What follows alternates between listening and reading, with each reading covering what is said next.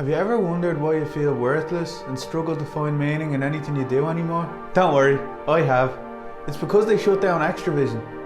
Xtravision was the central aspect in the life of the Irish family in the early 2000s. A trip to Xtravision became the Friday night ritual in the hearts and minds of a nation.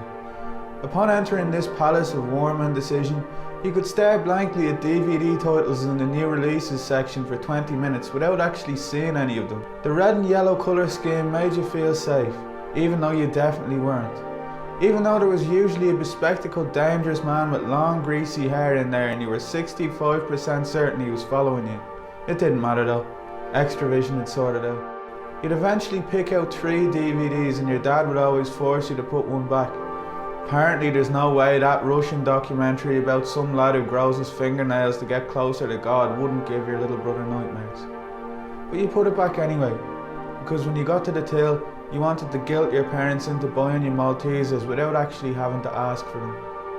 This marked the start of your long career of bending others to your will via emotional manipulation. I think the worst part about Xtravision shutting down was when they started putting those vending machines with the Xtravision logo in supermarkets. It was like going to visit someone you used to love through a panel of soundproof glass.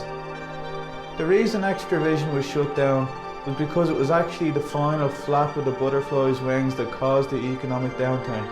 Everyone owed money to Xtravision for not giving back rented DVDs on time, because they didn't respect Xtravision's authority on a fundamental level.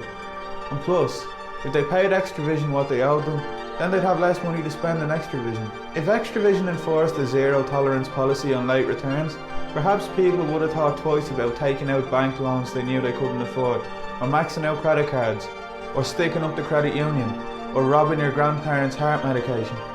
Maybe if I paid back the rental fees for the mummy returns, then I'd have some sort of concept of money. But I don't think it'd be worth it. It's just such a good film. I'd like to pledge my allegiance to Xtravision. Xtravision, if you can hear me from the spirit realm, I just want you to know that none of us have forgotten you. We think about you once every 2 months.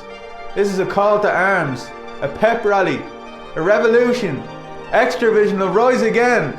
Netflix will be a thing of the past. No longer will we trudge through the reams of mediocre murder documentaries, riding the waves of uncertainty from the comfort of our homes.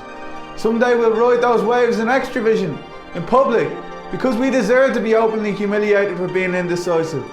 Let's show the world who we are, what we are. Together, we can make Xtravision great again.